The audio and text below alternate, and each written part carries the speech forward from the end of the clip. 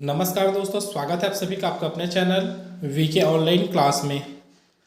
तो आज की इस वीडियो में हम लोग बात करने वाले हैं दोस्तों संख्या पद्धति के बारे में, जो कि विषय है दोस्तों मैथ्स का। और मैथ्स का हमारा पहला वीडियो है दोस्तों, जिसमें हम लोग टोटल कवर करने वाले हैं पूरा बेसिक।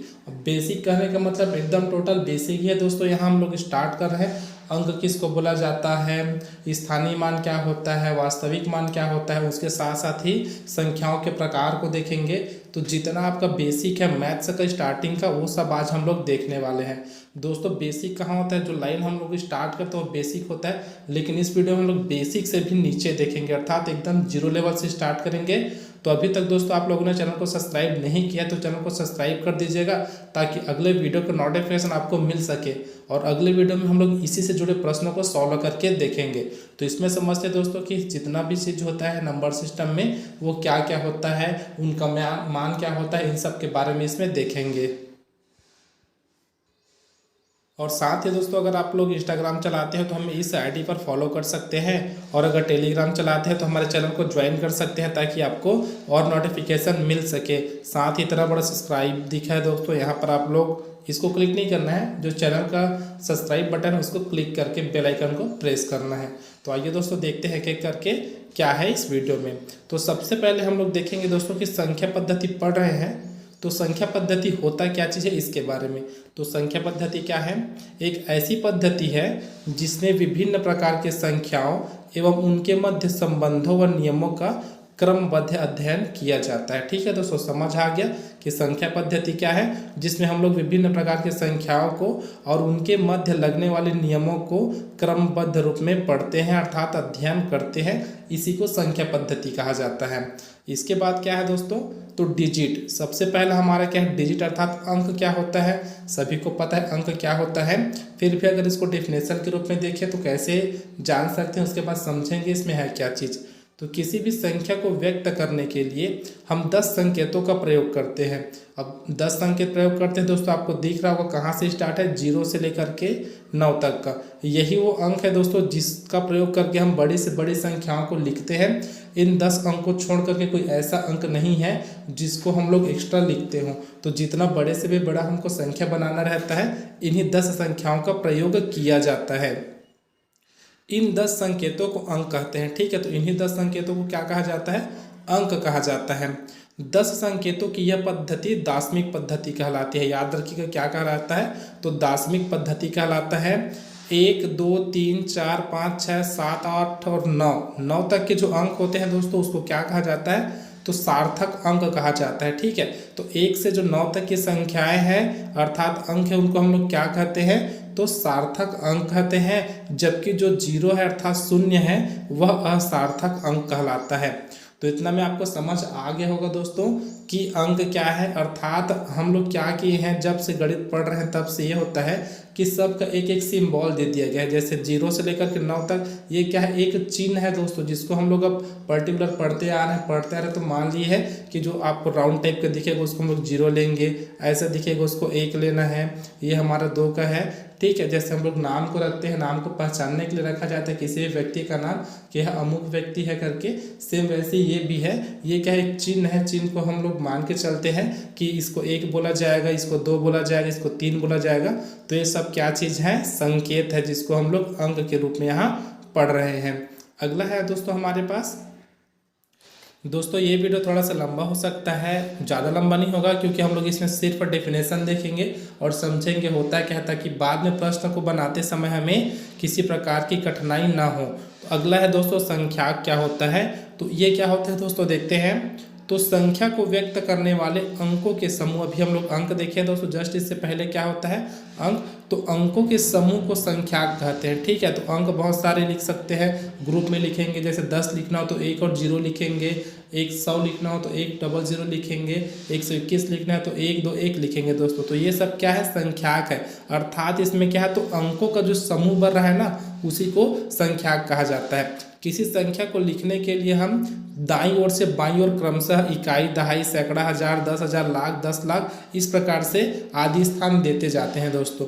जैसे आपको यहाँ पर प्रश्न के बाद एग्जाम्पल में दिख रहा होगा, जैसे करके दिया है, यहाँ पर बहुत सारे नंबर को हम लोग लिख दिए हैं जो कि अभी एक पर्टिकुलर नंबर है। अब जैसे हमको पढ़ना रहता है तो हम लोग कहाँ से स्टार्ट करते हैं दोस्तों? इधर से स्टार्ट करते हैं जितना भी रहता है, लेकिन जब स्थान हम लोग काउंट करते हैं तो किधर से? पीछे से स्टार्ट करते आते हैं, अर्थात इकाई, दहाई, सैकड़ा, हजार इधर से काउंट करते आते हैं। अगला है दोस्तों हमारे पास जो कि इम्पोर्टेंट है, यहाँ से प्रश्न बनना स्टार्ट होता है। ठीक है, तो हमें दिया क्या चीज़ है? संख्या के अंकों के मान। तो ये दोस्तों दो प्रकार के होते हैं, याद रखिएगा।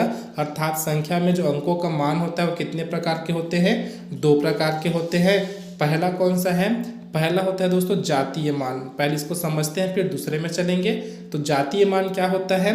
तो किसी संख्या में किसी अंक का जातीय मान वह मान है जो उसका अपना मान होता है, चाहे वह अंक किसी भी स्थान पर हो। ठीक है दोस्तों, मतलब किसी संख्या का खुद का मान वह क्या कहलाता है? उसका जातीय मान कहलाता है। जैसे यहाँ पर हमको नंबर दे दिया गया है 24,356 दिया है, इसमें हमको 4 का जातीय मान बताना था।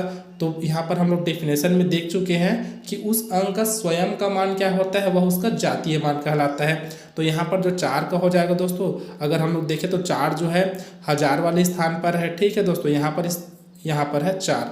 ठीक, तो यहाँ क्या हो जाएगा? जो 4 का जो मान हो जाएगा ना, वास्तविक मान उसका खुद का मान, तो 4 का जो मान है दोस्तों 4 ही रहेगा। इसी प्रकार दोस्तों अगर हम लोग यहाँ किसी और संख्या का देखें, जैसे हम लोग 5 का देखें तो 5 का जो जातीय मान होगा दोस्तों, 5 का जो जातीय मान 5 ही होगा।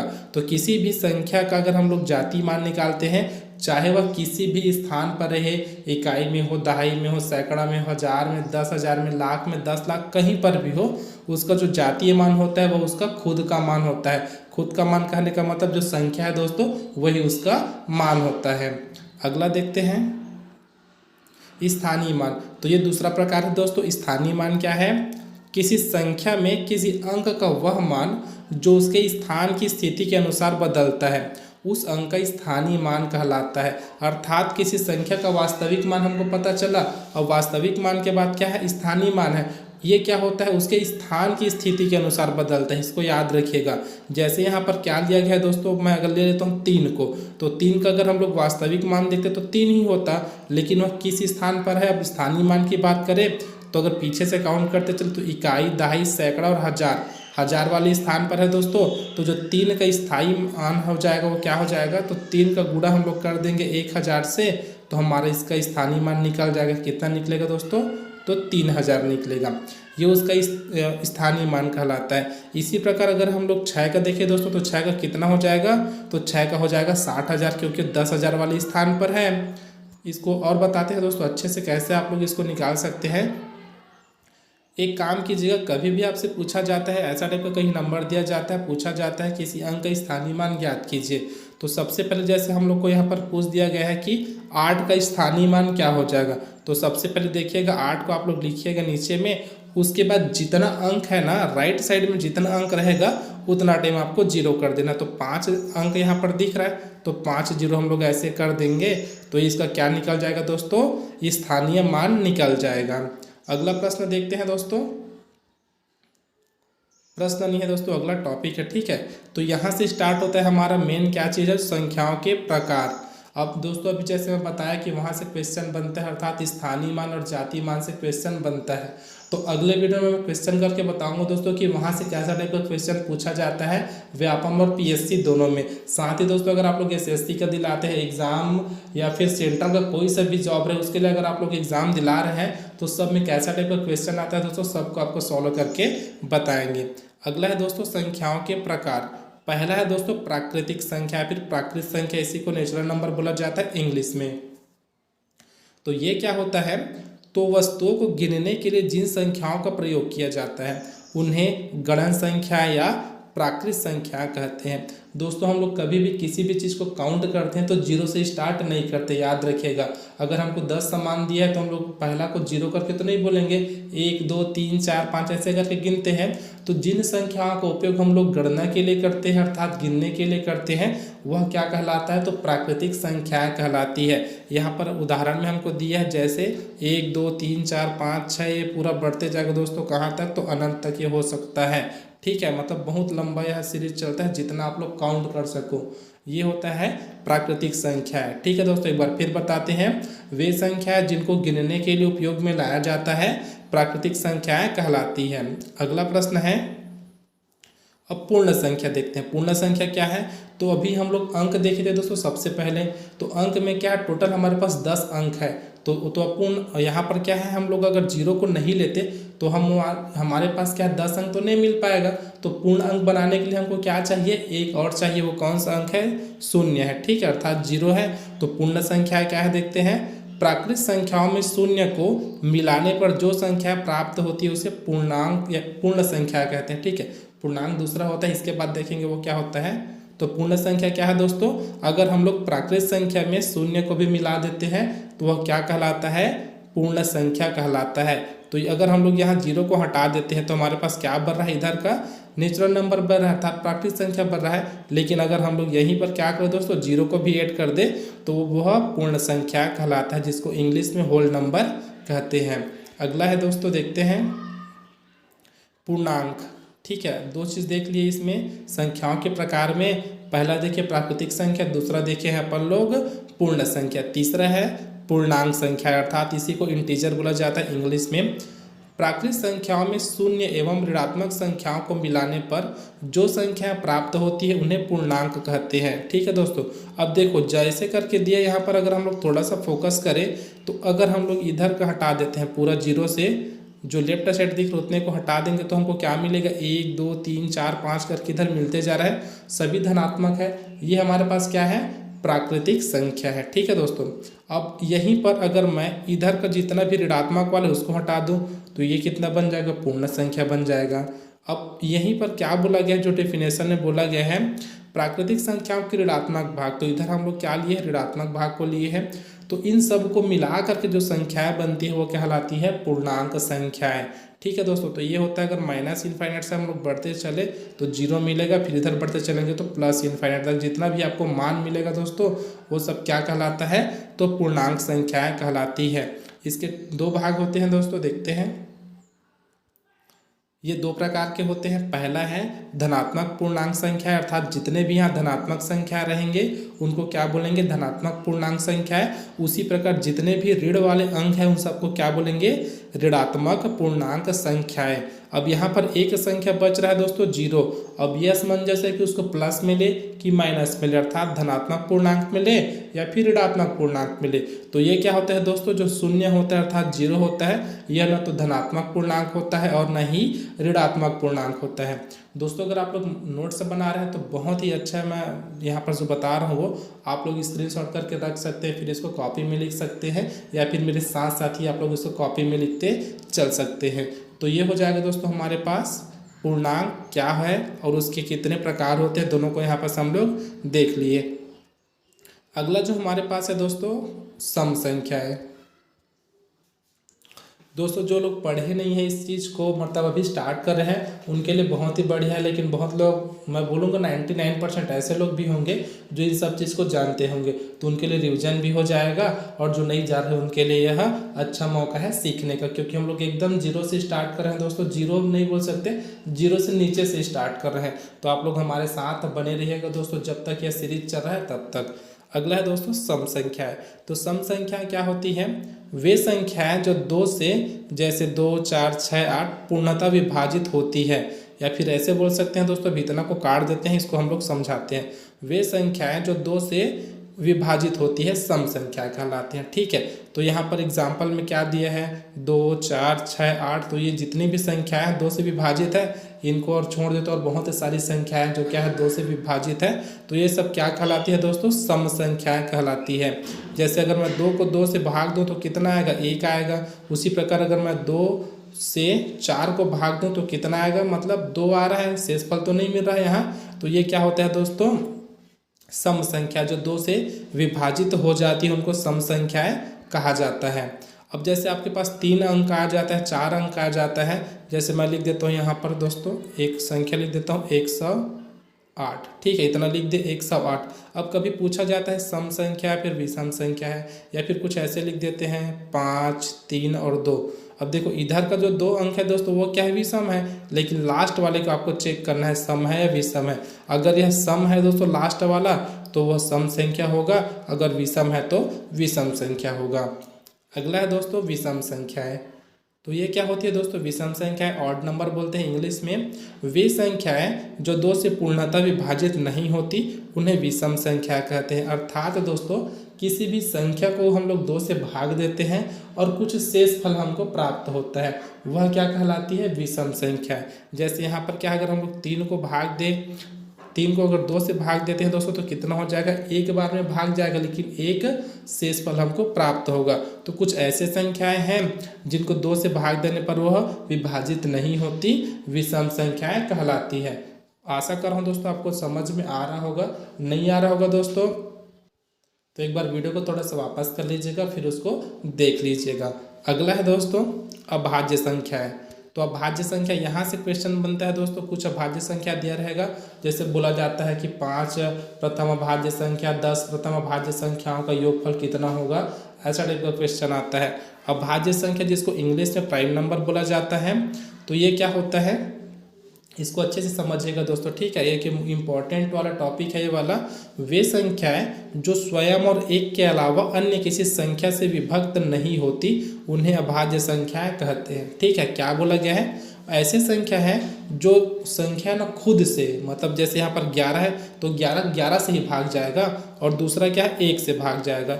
इन दोनों को छोड़ करके किसी अन्य संख्या से भाग नहीं जाता, इसको क्या बोला जाता है, अभाज्य संख्या बोला जाता है। ठीक है दोस्तों, एक बार फिर बताते हैं।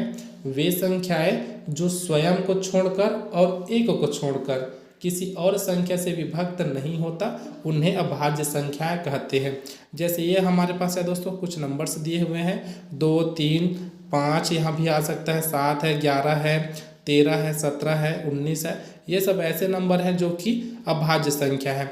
अब बताते हैं दोस्तों कैसे अभाज्य संख्या। जैसे मैं किसी भी संख्या को ले लेता हूँ, 7 को ही ले लेता हूँ, ठीक है, तो इसके अकॉर्डिंग क्या डेफिनेशन के जो स्वयं से भाग जाता है, तो 7 क्या स्वयं से भाग जाएगा, 1 आ जाएगा। उसी प्रकार जो 7 है ना दोस्तों, वो 1 से भाग जाएगा तो कितना आएगा, 7। उसके बाद ऐसा कोई सा भी नंबर नहीं है जो 7 को डिवाइड कर सके। आप लोग खुद देख सकते हैं चेक करके, ना 7 को 2 डिवाइड करेगा, ना 3 डिवाइड करेगा, ना 5, ना 4, ना 6, कोई संख्या डिवाइड नहीं करेगा। केवल 2 संख्या डिवाइड कर रही है, वो कौन सी है, तो 7 और 1, मतलब वो संख्या खुद और उसको छोड़ करके एक और संख्या जिसका नाम है 1। ठीक है, तो ये हो जाता है अभाज्य संख्या है। अब देखते हैं कितने अभाज्य संख्या हैं, ये आप लोग याद रखिएगा, काम का है। तो 1 से 25 तक में कितने अभाज्य संख्या है दोस्तों, 9। अब ये यहाँ से थोड़ा मिस्टेक हो गया दोस्तों, ठीक है, इसको हटा दीजिएगा। तो दूसरा में आपको मिलेगा 1 से 50 तक में कितने अभाज्य संख्या हैं, तो 15 अभाज्य संख्याएं होती है। उसी प्रकार 1 से 75 तक में कितनी अभाज्य संख्याएं हैं, तो 21 अभाज्य संख्या है दोस्तों, याद रखिएगा। और 1 से 100 तक में, ठीक है, कितना, 1 से 100 तक में टोटल 25 अभाज्य संख्याएं होती है। यहाँ मिसप्रिंट हो गया दोस्तों, सब में 25 हो गया है। तो पहला में 1 से 25 तक में 9 अभाज्य संख्याएं, 1 से 50 तक में 15 अभाज्य संख्याएं, फिर 1 से 75 तक में 21 अभाज्य संख्याएं, और 1 से 100 तक में 25 अभाज्य संख्याएं होती हैं। ये क्वेश्चन आता है दोस्तों कि सबसे छोटी अभाज्य संख्या कौन सी है। तो अगर हम लोग डेफिनेशन के हिसाब से चले तो हमारे पास 2 अंक मिल रहा है। 1 पहले आता है दोस्तों, तो 1 क्या कर रहा है, खुद को डिवाइड कर रहा है, ठीक है, तो 1 मिल रहा है हमको। ये कितना मिलेगा उससे मतलब नहीं है, डिवाइड हो रहा है कि नहीं उससे मतलब है, ठीक है। अब उसी प्रकार हम लोग डेफिनेशन में क्या देखें, खुद से डिवाइड होता है और 1 से डिवाइड होता है, लेकिन हम लोग 1 को दोस्तों क्या करते हैं, अभाज्य संख्या में नहीं लेते, याद रखिएगा। 1 ना तो अभाज्य संख्या है और ना ही भाज्य संख्या, इसको आप लोग याद रखिएगा। तो जो सबसे छोटी अभाज्य संख्या है वह कौन सी है, 2 है। अब यहाँ से इम्पोर्टेंट क्वेश्चन ये बनता है दोस्तों कि वह कौन सी संख्या है जो सम है और अभाज्य संख्या है। तो 2 ऐसा नंबर है दोस्तों जो कि सम होते होते अभाज्य भी है, इसको याद रखिएगा। बढ़ते हैं अगले प्रश्न की ओर, अगले टॉपिक की ओर। क्या है? भाज्य संख्याएं। तो भाज्य संख्या क्या है दोस्तों? कंपोजिट नंबर क्या होते हैं? वे संख्याएं जो स्वयं और एक के अलावा, ठीक है, इससे पहले अभाज्य देखे थे, अब यह है भाज्य। तो वे संख्याएं जो स्वयं और एक के अलावा अन्य किसी संख्या से पूर्णतः विभक्त हो जाती है उन्हें भाज्य संख्या कहते हैं। ठीक है, एक बार फिर पढ़ते हैं। वे संख्याएं जो स्वयं और एक के अलावा अन्य किसी संख्या से पूर्णतः विभक्त हो जाती है। जैसे यहाँ पर हमको नंबर दिया है 4। अब बोलोगे सर 4 कैसे कैसे? तो 4 जो है खुद से डिवाइड होता है, 4 जो है 1 से डिवाइड होता है। अब इन दोनों को छोड़ करके किसी और नंबर से अगर डिवाइड होगा तब ये कंपोजिट नंबर है। तो किससे होता है? 4 को हम लोग 2 से डिवाइड कर सकते हैं ना, तो कितना आएगा? 2 आएगा। मतलब ये क्या है दोस्तों? भाज्य संख्याएं हैं। उसी प्रकार 6 को अगर हम लोग डिवाइड करें तो 6 1 से भी डिवाइड होगा और 6 6 से भी डिवाइड होगा, लेकिन 6 3 से भी तो डिवाइड होगा, 6 क्या है 2 से भी तो डिवाइड होगा ना। तो ये सब नंबर क्या है? भाज्य संख्याएं हैं। ये दोस्तों मेरे नोट्स का है। तो यहाँ पर परिमेय संख्या अपरिमेय संख्या को नहीं लिख पाया था, टाइप नहीं हो पाया था, तो मैं डायरेक्ट अपने नोट्स से कॉपी करके आपको बता रहा हूँ क्या है। तो परिमेय संख्या क्या होती है दोस्तों? रेशनल नंबर बोलते हैं इंग्लिश में। तो वे संख्या जिन्हें P/Q के रूप में व्यक्त करते हैं, अर्थात जिनको P/Q के रूप में लिख सकते हैं।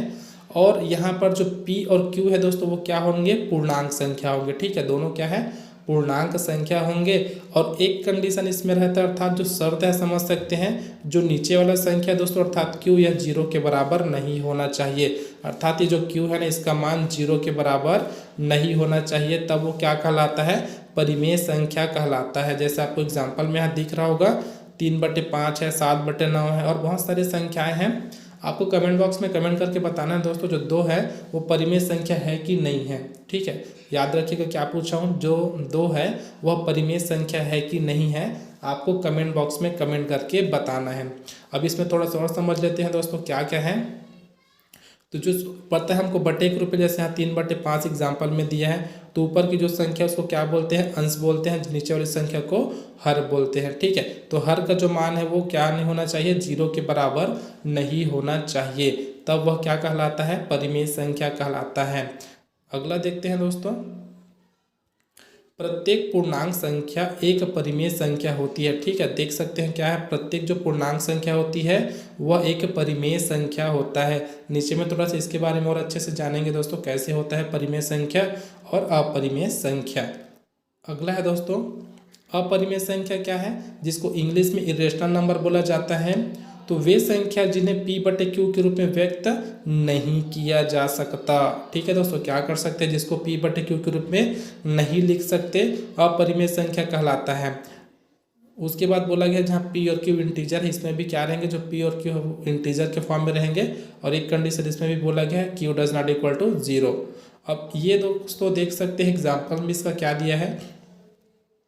तो जो एग्जाम्पल में दिया है √2, √5, √7 और पाई।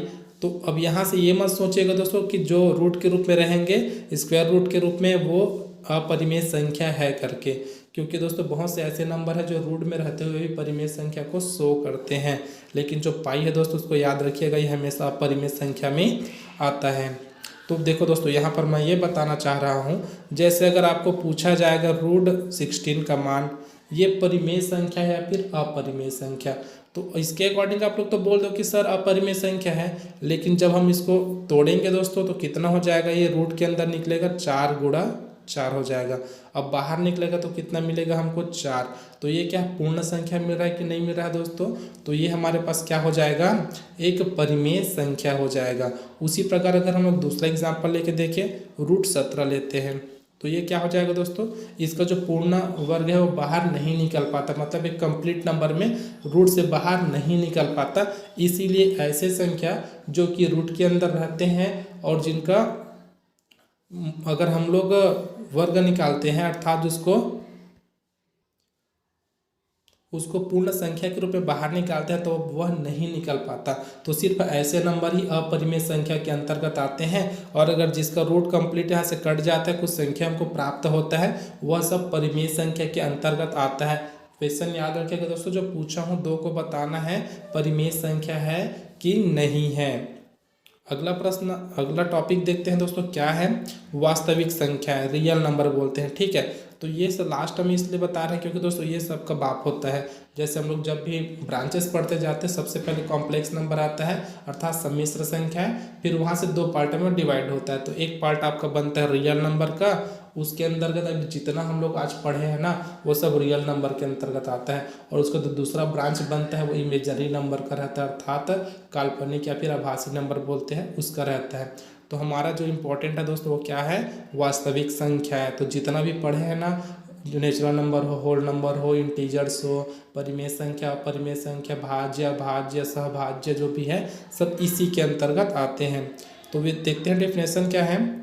वे संख्याएं जो परिमेय और अपरिमेय दोनों होती है, ठीक है। क्या है? इसमें परिमेय संख्या भी हो सकता है और अपरिमेय संख्या भी हो सकता है। दोनों को मिलाते हैं और फिर जो नंबर हमको प्राप्त होता है दोस्तों उसी को हम लोग वास्तविक संख्याएं कहते हैं, ठीक है, जिसको आर से प्रदर्शित किया जाता है। तो हम लोग एग्जाम्पल के लिए जो लिए हैं दोस्तों वहाँ पर आप लोग देख सकते हैं, इसमें सभी प्रकार की संख्या है, माइनस वाला भी है, प्लस वाला भी है, बटे के रूप में भी है, रूट वाला भी है, पाई भी है।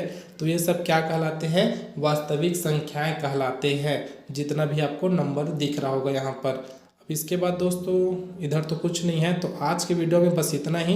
जाने से पहले दोस्तों बोलना चाहूँगा, आप लोग ज़रूर चैनल को सब्सक्राइब करके रखिए ताकि अगले वीडियो में जब हम लोग प्रैक्टिस सेशन स्टार्ट करें इस टॉपिक का, तो हम लोग ऐसे ही पढ़ेंगे दोस्तों। सबसे पहले हम लोग डेफिनेशन वगैरह देखेंगे कि क्या होता है, कैसे होता है, उसके बाद उससे जुड़े प्रश्नों को करेंगे, ठीक है, ताकि आपको डेफिनेशन भी क्लियर हो सके, किसको क्या बोला जाता है यह भी क्लियर हो सके, और उससे जुड़े हुए प्रश्नों को भी आप लोग समझ सके।